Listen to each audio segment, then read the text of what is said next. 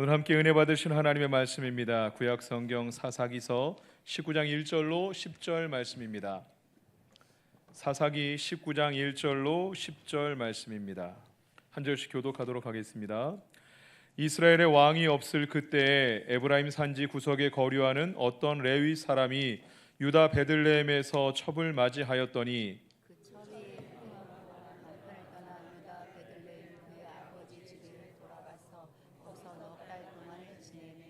그의 남편이 그 여자에게 다정하게 말하고 그를 데려오고자 하여 하인 한 사람과 나귀 2마리를 데리고 그에게로 가매 여자가 그를 인도하여 아버지의 집에 들어가니 그 여자의 아버지가 그를 보고 기뻐하니라. 그의 장인이고 그 여자의 아버지가 그를 머물게 하매 그가 3일 동안 그와 함께 머물며 먹고 마시며 거기서 유숙하다가 넷째 날 아침에 일찍 일어나 떠나고자 하매 그 여자의 아버지가 그의 사위에게 이르되 떡을 조금 먹고 그대의 기력을 돋운 후에 그대의 길을 가라 하니라. 두 사람이 앉아서 함께 먹고 마시매 그 여자의 아버지가 그 사람에게 이르되 청하노니 이 밤을 여기서 유숙하여 그대의 마음을 즐겁게 하라 하니 그 사람이 일어나서 가고자 하되 그의 장인의 간청으로 거기서 다시 유숙하더니 다섯째 날 아침에 일찍 일어나 떠나고자 하매 그 여자의 아버지가 이르되 청하노니 그대의 기력을 거두고 해가 기울도록 머물라 하로 두 사람이 함께 먹고 그 사람이 첩과 하인과 더불어 일어나 떠나고자 하매 그의 장인 곧 그 여자의 아버지가 그에게 이르되 보라 이제 날이 저물어 가니 청하건대 이 밤도 유숙하라. 보라 해가 기울었느니라. 그대는 여기서 유숙하여 그대의 마음을 즐겁게 하고 내일 일찍이 그대의 길을 가서 그대의 집으로 돌아가라 하니 그 사람이 다시 밤을 지내고자 하지 아니하여 일어나서 떠나 여부스 맞은편에 이르렀으니 여부스는 곧 예루살렘이라. 안장 지은 나귀 2마리와 첩이 그와 함께 하더라. 아멘. 할렐루야. 오늘 사사기 19장 1절로 10절 말씀을 함께 나누며 어느 자리에 있습니까? 라는 제목으로 말씀 전할 때 저와 여러분 가운데 큰 은혜와 축복의 시간 될 수 있기를 원합니다. 저는요 겉보기에는 되게 깔끔해 보이는데 깔끔하게 생겼잖아요. 그런데 왜 웃으세요? 이거 뭐 비웃는 거. 그래도 저희 집사람은 제가 잘생겼다고 제가 좀 피곤해 보일 때 그런 얘기를 가끔 해줘요. 근데 진심으로 하는 얘기 같지는 않고 당신 잘생겨서 청빙된 것 같아 이렇게 얘기할 때가 있는데 어쨌든 제가 겉보기는 깔끔해 보이는데 제 책상은 굉장히 지저분하거든요. 겉보기와 다르게 지저분해요. 그런데 막 놓여 있는 것 같지만 나름대로 필요한 것들이 필요한 곳에 있어요. 가끔 집사람이 청소해 주거나 하면은 오히려 저는 헷갈려요. 있을 게 있어야지 설교 준비할 때도 그렇고 공부할 때도 그렇고 저는 지저분해 보이지만 사실은 나름 정리되어 있는 거거든요. 있을 자리에 있어야 돼요. 우리 교회 성전에 보면은요 이 앞에 큰 스피커가 2개가 있고 조그만 스피커들이 있잖아요.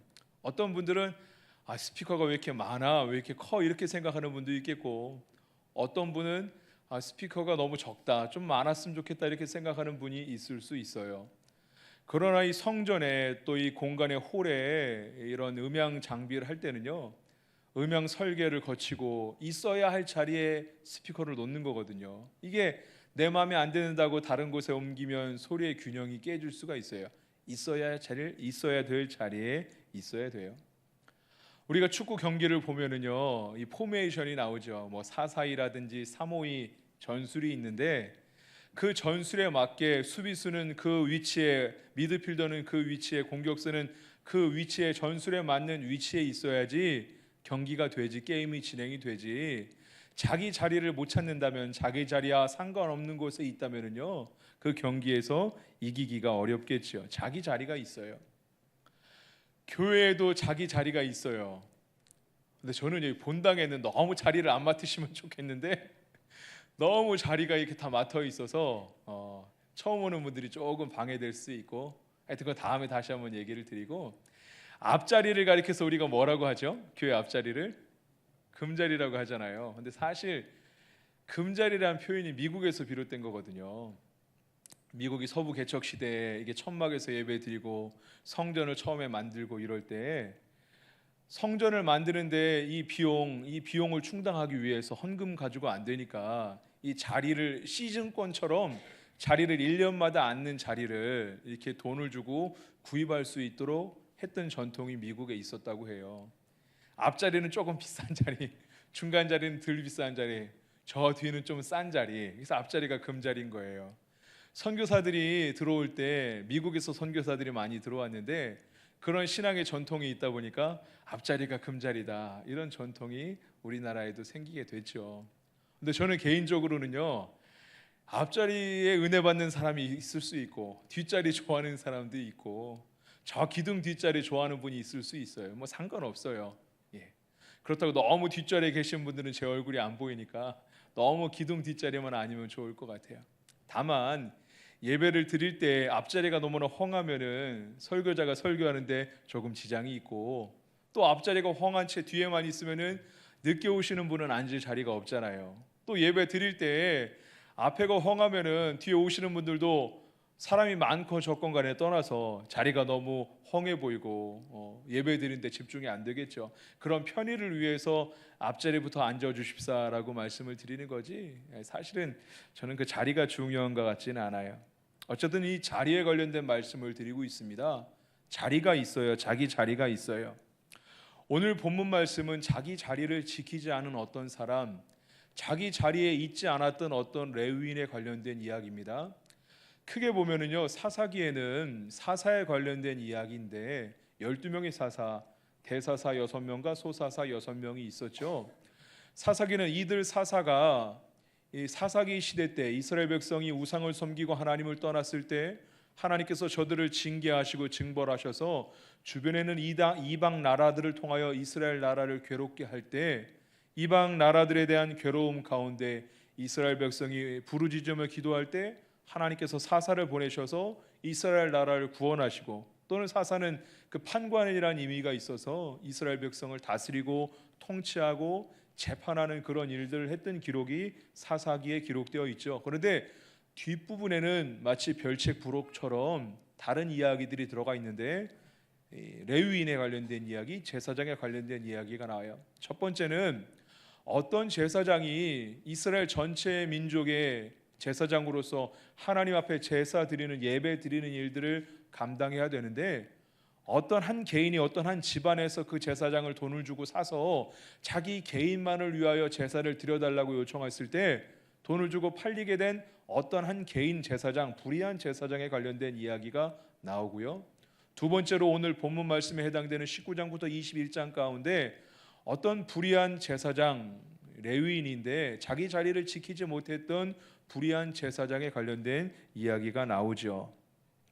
근데 사실 크게 보면은 19장부터 21장 가운데 이스라엘 나라의 큰 전쟁이 발발돼요. 그 큰 전쟁으로 많은 사람이 죽고 한 지파가 거의 멸절 상태에 놓이게 되는데, 그 큰 전쟁, 내전이 일어나게 되는 이유가 바로 오늘 본문 말씀이에요.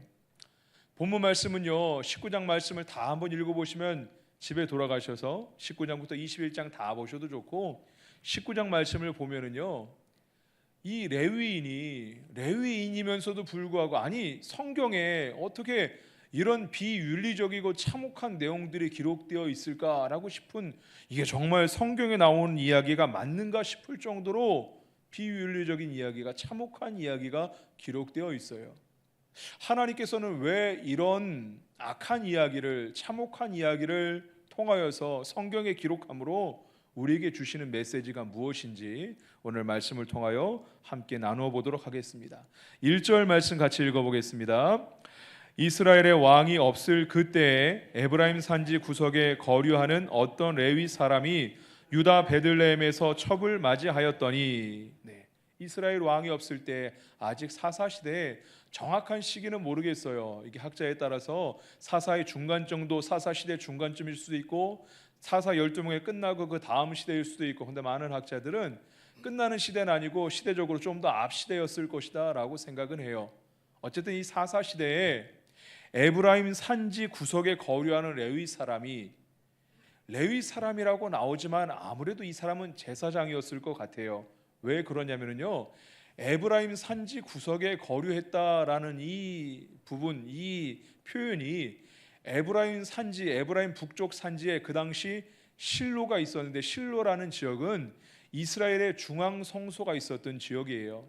나중에 다윗과 솔로몬 시대에 성전이 들어오고, 나중에 그 성전 전에도 성막이 이동되기 전까지, 가나안 정복 전쟁이 끝나고 엘리 대제사장의 시대까지 그 두 아들 흠니와 비느하스가 법궤, 하나님의 언약궤를 빼앗기기 전까지 바로 이 실로에 하나님의 언약궤가 있었던 곳, 중앙 성소가 바로 실로였거든요. 이 에브라임 산지라고 묘사한 것으로 봐서 이 레위인은 제사장이었을 가능성이 매우 높고요, 제사장이 설령 제사장이 아니라 하더라도 실로에서 제사 예배에 관련된 일들을 감당했었던 레위인이었던 것은 확실해요.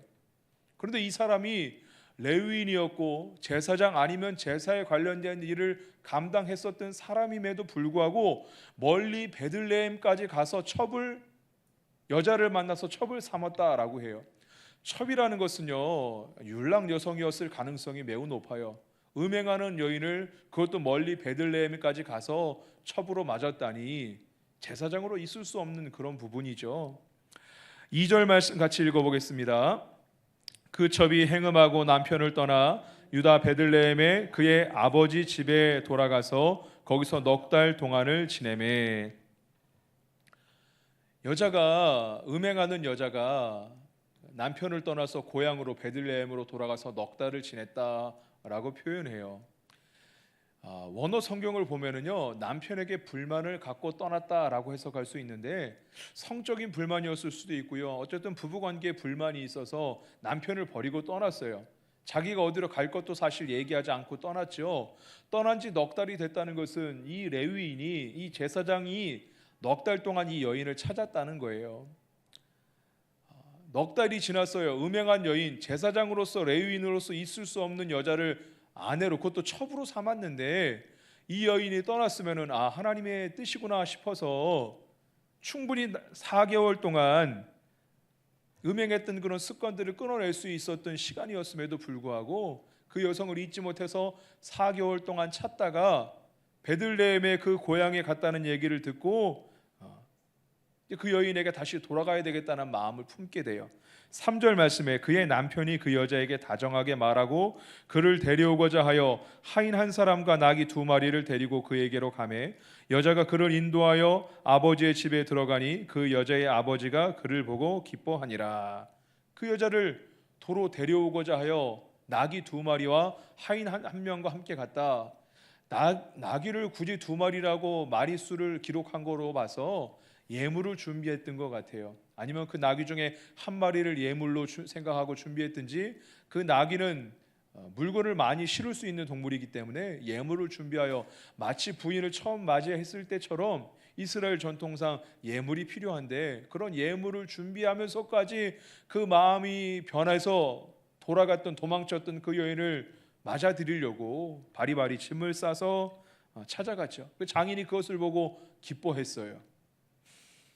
4절 말씀에 그의 장인 곧 그 여자의 아버지가 그를 머물게 하매 그가 3일 동안 그와 함께 머물며 먹고 마시며 거기서 유숙하다가. 보통 손님이 찾아왔을 때 이스라엘의 전통은 3일 동안 손님을 대접하는 거, 융숭이 대접하는 게 이스라엘의 전통이거든요. 그 전통에 맞게 3일 동안 그 집에서 대접을 잘 받았다라는 거예요. 5절 말씀에 넷째 날 아침에 일찍 일어나 떠나고자 하매 그 여자의 아버지가 그의 사위에게 이르되 떡을 조금 먹고 그대의 기력을 돋운 후에 그대의 길을 가라 하니라. 여기서도 좀 이상해요. 3일째 떠났어야 되는데 3일째 떠나지 못했어요. 4일째 날을 맞아서 떠나고자 하는데 그 여인의 아버지가 사위에게 떡을 더 먹고 기력을 돋운 후에 그대의 길을 가라. 조금 더 쉬면서 기력을 돋아라. 얼마나 행락을 즐겼으면은, 얼마나 유흥거리를 즐겼으면은 조금 더, 그 전날 떠났어야 되는데 그날 자느라고 못 떠났어요.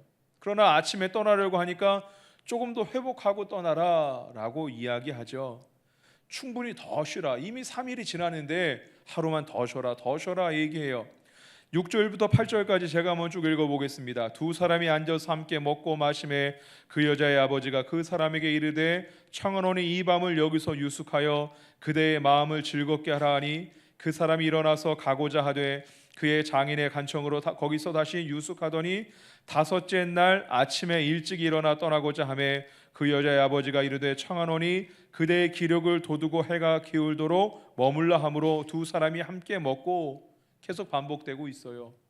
음행한 여자인데 넉 달이 지났는데 끊어버릴 그 악한 습관을 버릴 충분한 시간을 하나님 허락하여 주셨음에도 불구하고 잊지 못해서 수소문해서 그 여자를 찾아서 고향으로 가죠. 그 여자의 집에 갔는데 3일 동안 향락을 즐기다가 보통 관습상 3일째 떠나야 되는데 그날도 있고 4일째가 되었어요. 근데 그날 아침에 일어났더니 좀 더 머물러라, 기력을 돋아라, 비슷한 얘기를 계속 장인이 하고 있는 거예요. 자고 일어나니까 기력을 회복하고 오후에 가라, 오후에 되니까 하루 더 머물고 가라, 하루 더 머물고 유숙하면서 가라, 똑같은 얘기가 반복되고 있어요. 여러분, 죄의 유혹은 이런 거거든요. 우리가 이 정도쯤이야 생각하고 다음에 끊어내면 되지 생각하고 악한 생각은 우리를 가만 놔두지 않죠. 이 시간 가운데 혹시라도 우리에게 악한 습관이 있고 죄의 유혹이 있다면은 예수의 이름으로 결연하게 끊어버릴 수 있는 저 여러분 될 수 있기를 주님의 이름으로 부탁드립니다. 무려 5일이나 머물렀어요. 엄청난 시간이에요. 5일 동안 머물면서 그 기간 동안 뭐 했겠어요? 먹고 마시고 즐기고 행락을 즐기는 그런 모습이에요. 무려 5일 동안. 더 머물러라 해서 오후에 5일째 되는 오후가 되는데 5일째 되는 오후가 됐음에도 불구하고 더 머물러라라고 얘기해요. 더 머물라고 얘기했는데 그 머물러라는 요청을 끊어버리고 오후에 출발한 것으로 봐서 사실 해질녘에 출발한다는 것은 매우 위험한 일이거든요.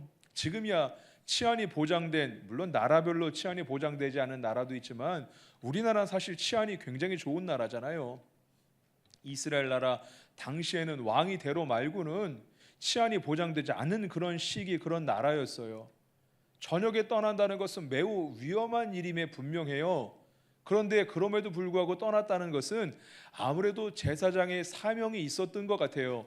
명절을 앞두고 있었다든지 제사장의 일들이 있어서 꼭 가야만 되는데 부정한 여인과 함께 있었으니까 또 정결의 예식도 필요했겠고 그런 날짜들을 계산해 봤을 때 5일째는 무조건 떠나야 되는 그 날이었던 거예요. 그래서 저녁임에도 불구하고 5일째 떠났다라고 기록하고 있어요. 10절 말씀, 오늘 마지막 절인 10절 말씀 읽어보겠습니다. 그 사람이 다시 밤을 지내고자 하지 아니하여 일어나서 떠나 여부스 맞은편에 이르렀으니 여부스는 곧 예루살렘이라 안장지은 낙이 2마리와 첩이 그와 함께 하였더라. 처음에는 예물을 실었던 나귀였었고 나귀도 선물로 예물로 그 장인에게 주려고 했었던 것 같아요. 그런데 안장 지은 나귀가 2마리였던 것으로 봐서 늦게 가니까 최대한 빨리 그 날짜를 맞추기 위해서 안장 지은 나귀를 빌렸을 수도 있고 아니면 예물로 갖고 왔다가 예물은 다 주고 나귀는 그대로 받아왔을 수도 있고 어쨌든 안장 지은 나귀라는 표현으로 봐서 하인까지 함께 나귀에 타고 시간을 재촉하여서 갔었던 그 모습, 서둘러서 빠르게 재빠르게 이동했었던 그런 모습을 우리가 짐작할 수 있어요. 여부스 맞은편, 여부스는 지금의 예루살렘인데 여부스 맞은편에 이르렀는데 하인이 여기서 유숙하자라고 이야기하죠. 그러나 이방인의 땅이기 때문에 도저히 안심할 수가 없었어요. 이 레위인은 조금만 더 가서 기브아 땅이나 레아 땅으로 가서 조금만 더 같은 동족의 땅에서 머물자라고 해서 늦은 한밤이 될 때까지 함께 재촉하여서 길을 갔어요. 기브아 땅에 이르렀는데 사람들이 청하는 자기의 집에 청하는 사람이 없어요. 원래 이스라엘 나라 율법상 손님을 보면 대접하고 나그네를 대접하는 것이 율법에 맞는데 이 사람을 대접하는 자기의 집에 유숙하도록 청하는 사람이 아무도 없었어요.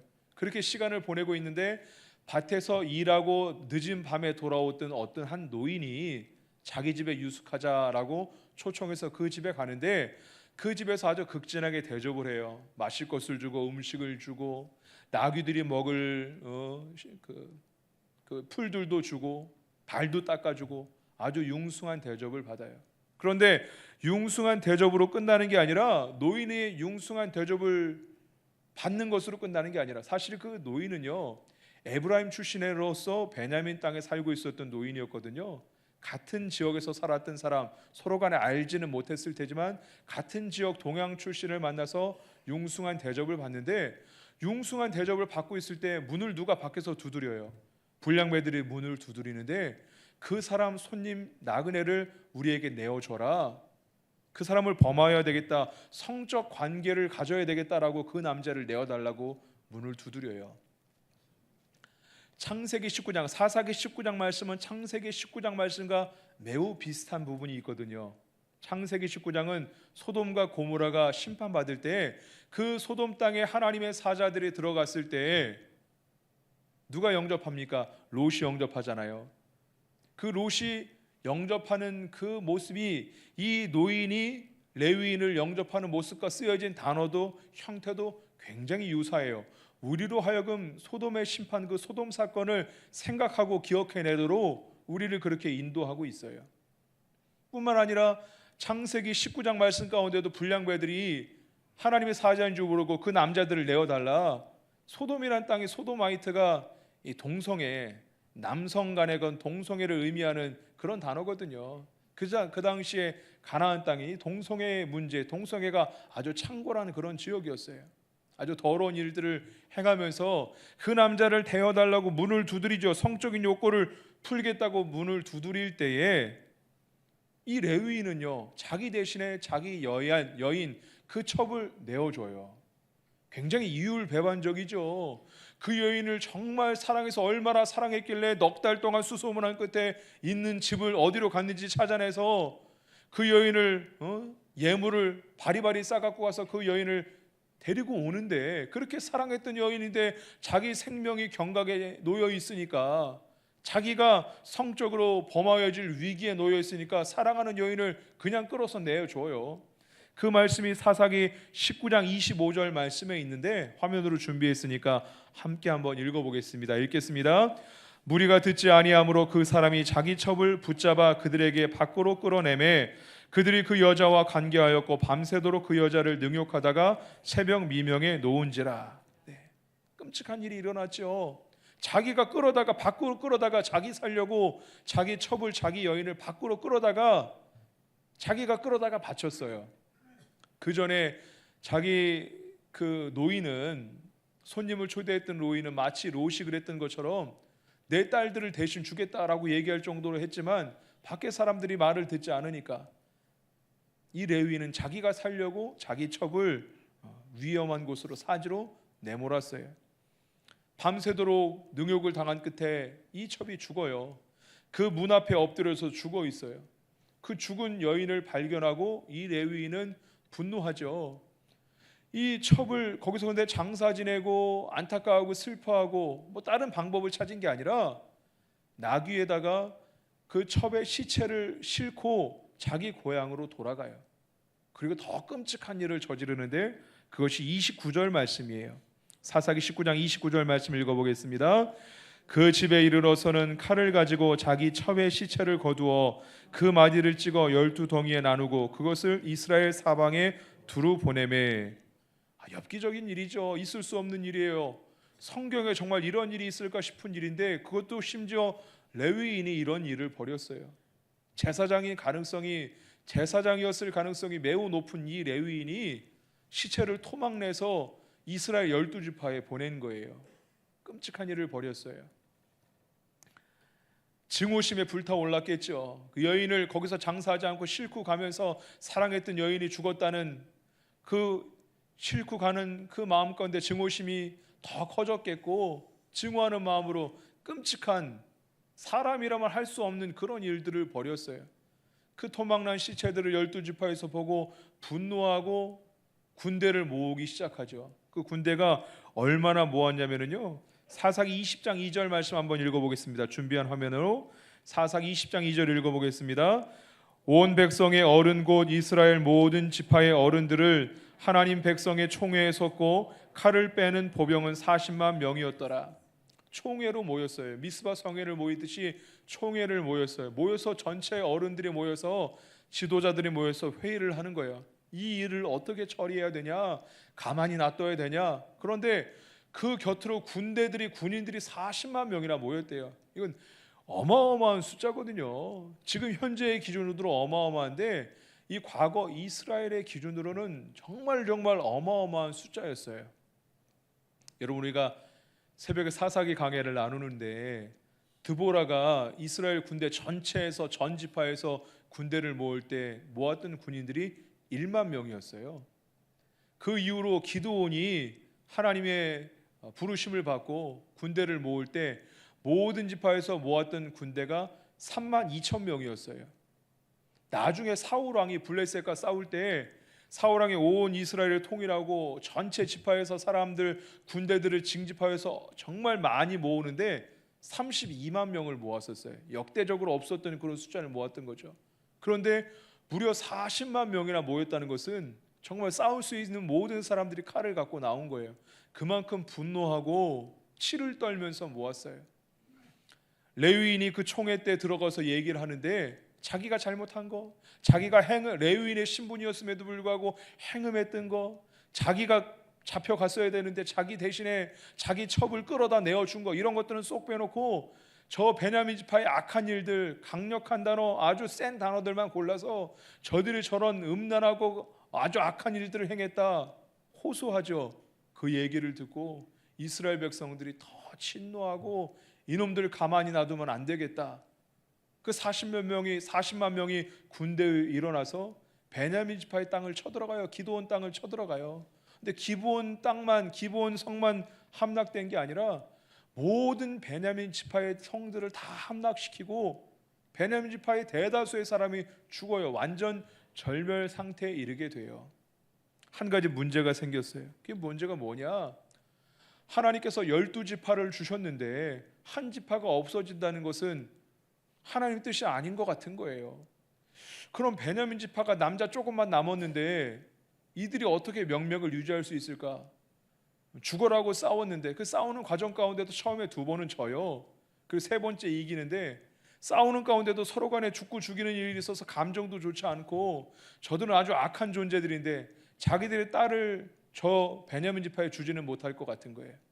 그래서 사람의 생각을 하나 짜내는데 그 생각이 뭐냐면요, 이스라엘의 명절 때마다 중앙 성소인 실로에서 모여서 저들이 예배하는데 베냐민 지파 사람들에게 너희들은 실로에 숨어 포도밭에 숨어 있다가 다른 지파 여자들이 오면은 자기들이 직접 며느리로 직접 부인 이제 자기들 딸을 주지는 못하니까 사위로 삼지는 못하겠는 거예요, 베냐민 지파를. 그러니까 너희들이 명절 때 처녀들이 오면, 다른 지파의 처녀들이 오면은 납치해 가서 너희들을 부인으로 삼어라. 얼토당토한 얘기들을 하죠. 결국 이런 우스꽝스러운 방법으로, 말도 안 되는 방법으로 베냐민 지파가 멸절되지는 않게 돼요. 나중에 사울 왕 때요, 사울이 나는 베냐민 지파 그 중에서도 가장 작은 자다 얘기하는 게 베냐민 지파가 이 사건 때문에 거의 멸절된 상태, 가장 약한 지파가 되고 말죠. 그게 그 배경이 바로 오늘 본문 말씀에 있는 거예요. 결론입니다. 오늘 사사기 19장 말씀을 읽었고 21장까지 정말 있을 수 없는 이야기, 참혹한 이야기, 성경에 이런 이야기들도 있나라고 싶을 정도의 비윤리적인 이야기들이 기록되어 있고요. 특히 레위인이, 제사장이 어떻게 이런 일들을 행할 수 있을까 싶은 일들이 기록되어 있어요. 하나님이 기회를 주셨는데, 돌이킬 기회를 주셨는데 돌이키지 못했던 제사장의 이야기죠. 자기 자리를 찾지 못했던, 제사장으로서 부정한 여인을 첩으로 맞았다는 것도 말도 안 되는데 하나님 돌이키실 기회를 주셨음에도 불구하고 돌이키지 못하고 제사장으로서 그 자리에 서 있지 못했던, 자기의 자리에 있지 못했던 한 사람으로 말미암아 엄청난 전쟁이 일어나고 한 지파가 거의 멸절되다시피 한 일들이 일어나요. 나비효과라는 그런 표현이 있죠. 한 사람이 타락으로, 한 사람이 자기 자리에 있지 못함으로 점점점 큰 일이 일어나더니 엄청난 내전이 일어나고 한 지파가 멸절되는 그런 일들이 일어났어요. 여러분, 오늘 말씀은요, 성경은 그저 예전에 수천 년 전에 있었던 역사적인 기록, 역사의 기록에 지나지 않는 것이 아니라 하나님 말씀은 살아있고 시대와 민족을 초월하여 우리에게 주시는 은혜가 있는 줄 믿으시길 바랍니다. 하나님 이 말씀을 통하여 너는 그 자리에 서 있는가라고 우리에게 묻고 계세요. 이건 단순히 그저 제사장의 이야기가 아니라 예수님의 십자가 이후로 우리는 모두 다 왕같은 제사장이 된 줄 믿으시길 바랍니다. 우린 다 왕같은 제사장이에요. 물론 역할적으로는 제사장, 목사도 있고 성도가 있고 역할적으로 나눌 수 있지만 과거 대제사장만 지성소에 들어갈 수 있었는데 지금은 예수님 이후로 우리가 모두 주님의 존전에 지성소까지 나아갈 수 있는 왕같은 제사장들인 줄로 믿습니다. 우린 다 그런 왕같은 제사장들이에요. 여러분 어디에 서 계십니까? 무엇을 바라보고 계십니까? 결국 그 자리, 오늘 자리에 관련된 이야기를 하고 있는데요, 자리라는 것은 그 사람의 부르심, 소명과 사명에 관련된 이야기를 하고 있는 것입니다. 제사장으로서의 부르심, 제사장으로서의 사명을 잊었기 때문에, 그 자리에 서 있지 못했기 때문에 행음하고 엄청난 일들을 일으켰어요. 여러분 우리는 그냥 어쩌다 보니까 이 시대에 태어나고 이 가정에 있는 게 아니라 하나님께서는 분명한 목적이 있으셔서 우리를 이 세대에 부르셨고요, 우리의 평안교회에 부르셨고요, 우리를 여러분의 가정의 믿음의 어머니로, 믿음의 아버지로 여러분들을 불러 세우신 줄 믿으시길 바랍니다. 우리가 그 맡은 자리에, 소명의 자리에, 부르심의 자리에, 사명의 자리에, 여러분 이 시대가 갈수록 다음 세대들이 믿음이 약해져 가고 다음 세대가 다른 세대가 사사기의 시대처럼 다음 세대가 다른 세대가 돼가고 있잖아요. 누구의 책임이 아니라 사실 우리의 모두의 책임이거든요. 우리가 믿음의 기성세대로서, 먼저 믿은 사람으로서, 복음의 빚진 자로서, 우리가 직분자로서, 목사여, 장로여, 권사여, 집사여, 믿음의 아버지여, 믿음의 어머니여, 믿음의 자녀로서 우리가 그 자리에 있는지 오늘 말씀을 비추어서 우리 모습을 돌아볼 수 있는 저와 여러분 될 수 있기를 원합니다. 이번 주 수요일부터 성회 수요일 사순절이 시작됩니다.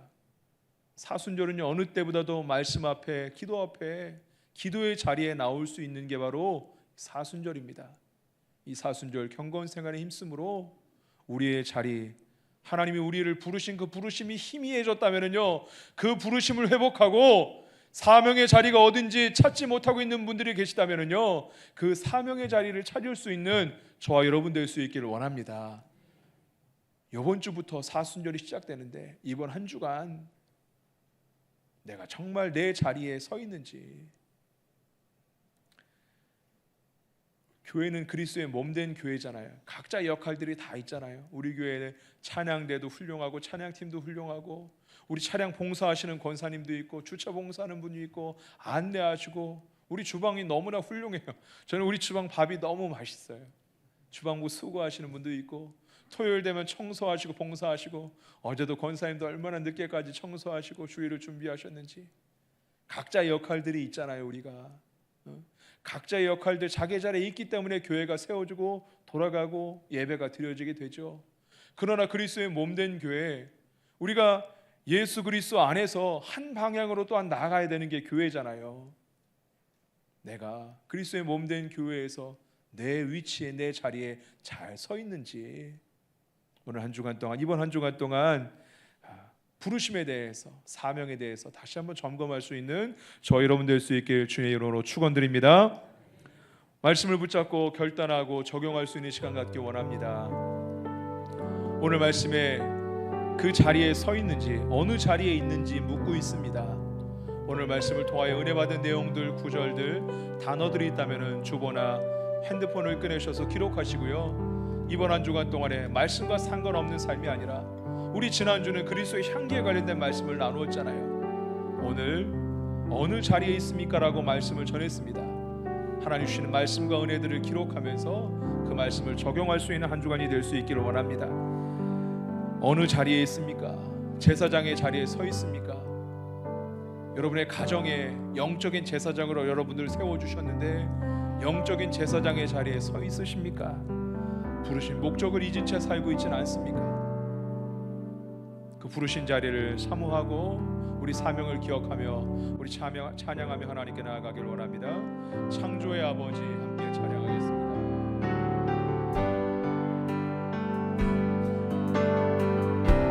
창조의 아버지 그 섭리 모이사 택하신 세대 일으키어 이 땅을 고치소서. 주의 크신 만물이 사모하리. 성령의 기름 부어주사 이 시간 임하소서.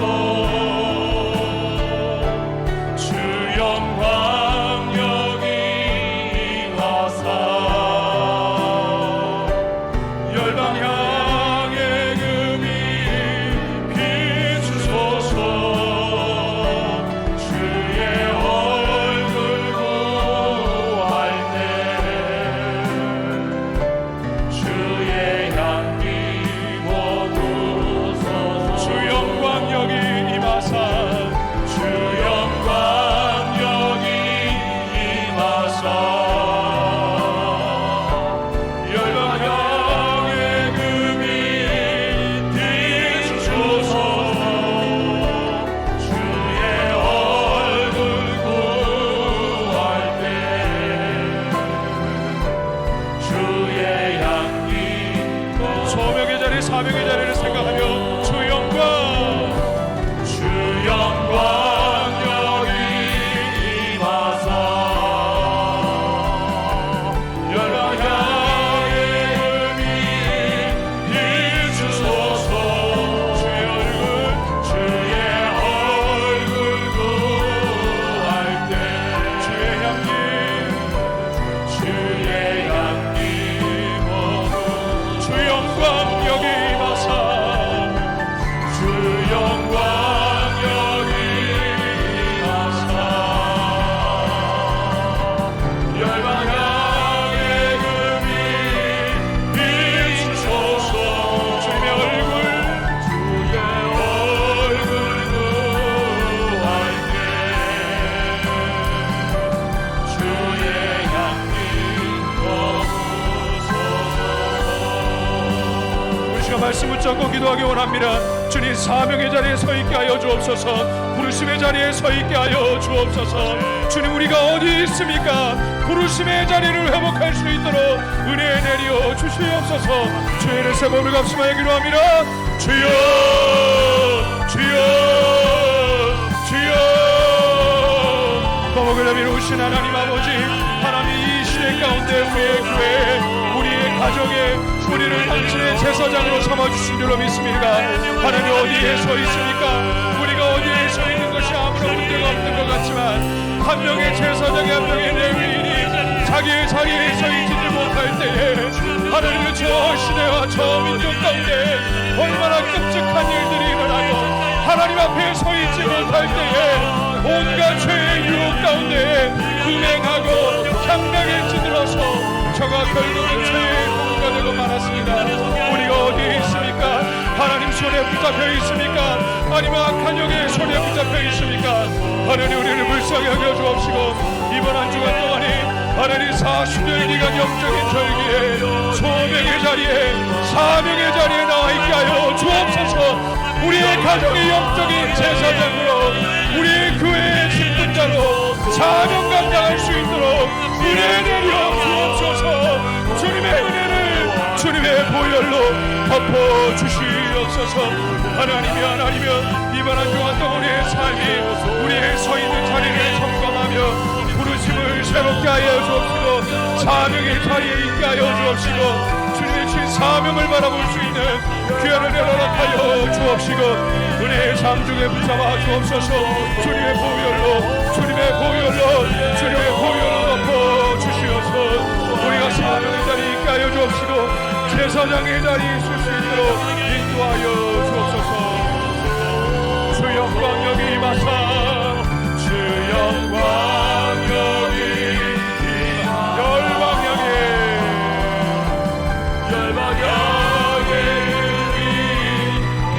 비추소서. 주의 얼굴 구할 때 주의 향기 주 영광 여기 임하사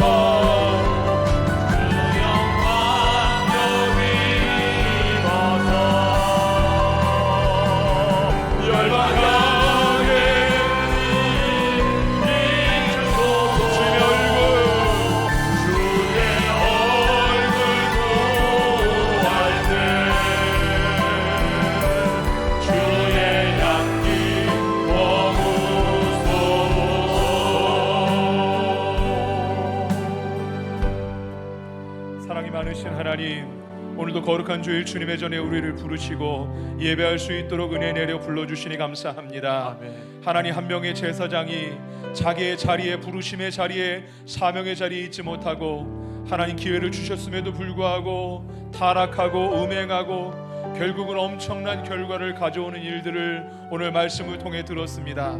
하나님은 이 시대에 우리 교회에, 우리의 가정에 우리를 왕같은 제사장으로 세워주신 줄로 믿습니다. 하나님, 우리가 어디 서 있습니까? 주님, 무엇을 바라보고 있습니까? 내가 사명을 감당하고 있습니까? 사명의 자리에 있습니까? 부르심의 자리에 서 있습니까? 아니면 엉뚱한 곳을 바라보고 엉뚱한 곳에 서 있지 않습니까? 이번 한 주간 동안 회개하게 하여 주옵시고 하나님, 기회 주실 때에 부르심의 자리에, 사명의 자리에 돌아가게 하여 주옵소서. 특별히 우리의 가정들을 위하여 기도합니다. 우리의 가정의 영적인 제사장들입니다. 주님, 은혜의 장중에 붙잡아 주옵시고 주님의 보혈로 덮어 주옵시고 주님의 얼굴을 구할 때 주님의 은혜를, 주님의 향기로 덮어 주시옵소서. 가정의 제사장의 사명을 감당하게 하여 주옵시고 자녀를 위해 기도할 때, 가정을 위하여 기도할 때에 하나님의 은혜를 구하며 기도할 때에 응답받게 하여 주시옵소서. 하나님, 우리의 평안교회 모든 임원들, 우리 모든 사명자들, 우리 맡은 역할들을 잘 감당하게 하여 주옵시고 우리의 맡겨진 자리에 서 있게 하여 주옵시고 주님의 몸된 교회, 우리 몸으로서 주님이 원하시는 방향을 위하여 향해서 한 몸으로 한 마음으로 달려나갈 수 있는 우리 평안교회가 될 수 있도록 축복하여 주시옵소서.